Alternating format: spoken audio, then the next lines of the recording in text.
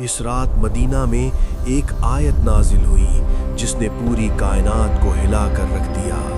कुरान की सबसे अजीम आयत जिसके अंदर ऐसे राज पोशीदा हैं कि शैतान और जिन भी इसकी हकीकत को मानने पर मजबूर हो जाते हैं। तसव्वुर करो कि एक दरवाजे के पीछे बेशुमार राजों की दुनिया हो और एक अजीब व गरीब मावराई आलम तुम्हारा इंतज़ार कर रहा हो।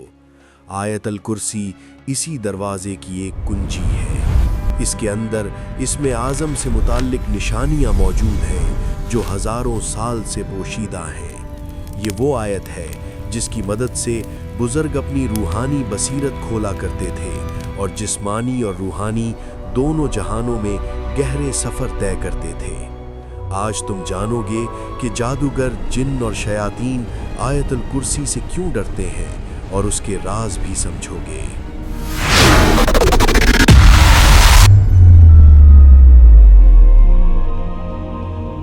इससे पहले चैनल को सब्सक्राइब कर लें और वीडियो को लाइक करें ताकि ज्यादा से ज्यादा लोगों तक ये मालूमात पहुंच सके।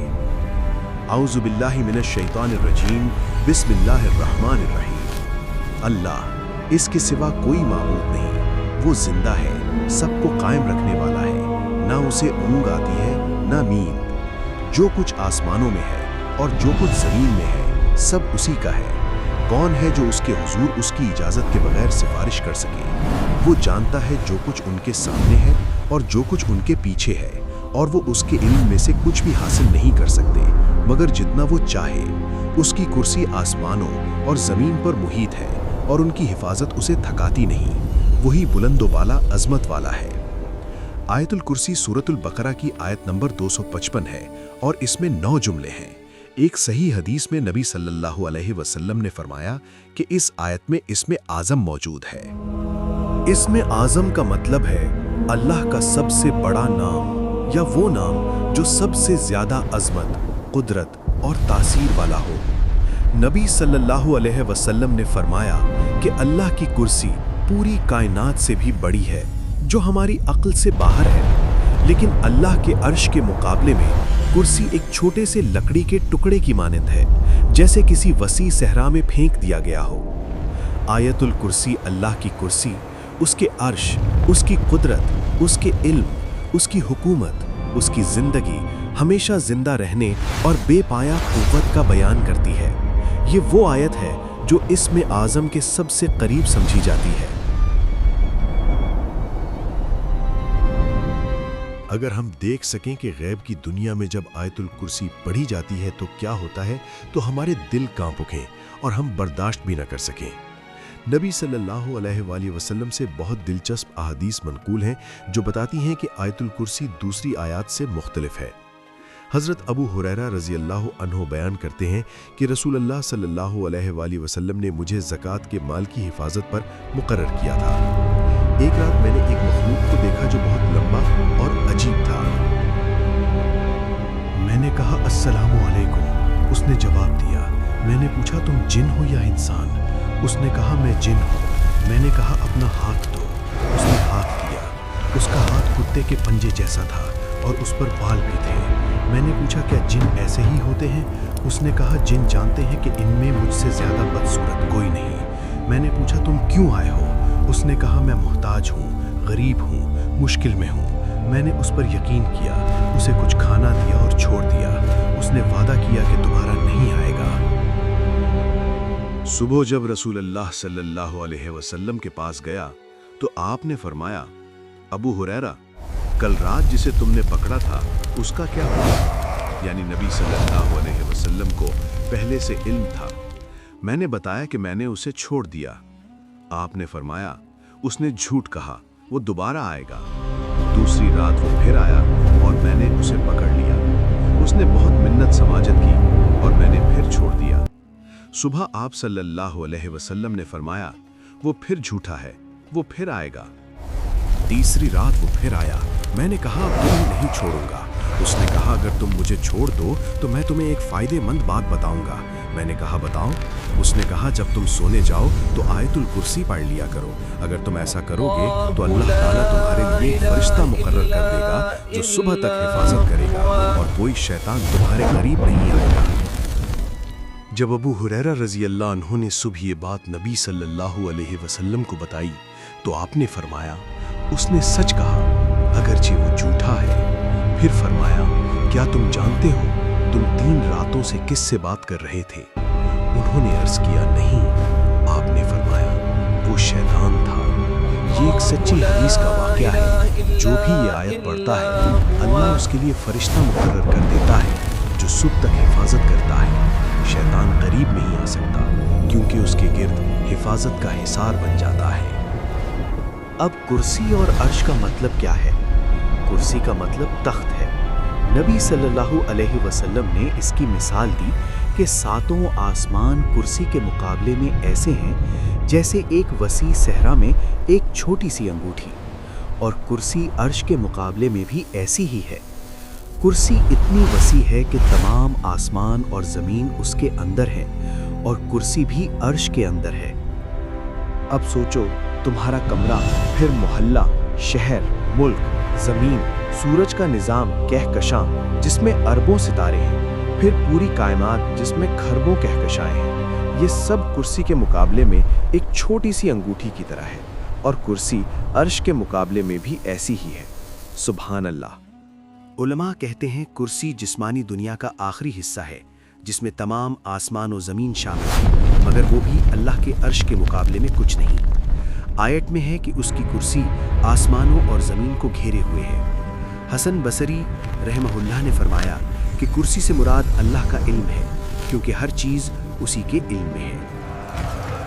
کرسی اللہ کی مادی دنیا پر حکومت کو ظاہر کرتی ہے، اور عرش غیر مادی دنیا یعنی روحوں اور فرشتوں کے عالم پر حکومت کو ظاہر کرتا ہے۔ حضرت علی رضی اللہ عنہ سے روایت ہے کہ کرسی کے ہر پائے 7 آسمانوں اور 7 زمینوں کے برابر ہے۔ اسے اٹھانے والے فرشتے ہیں اور ان کے درمیان نور اور اندھیرے کے پردے ہیں۔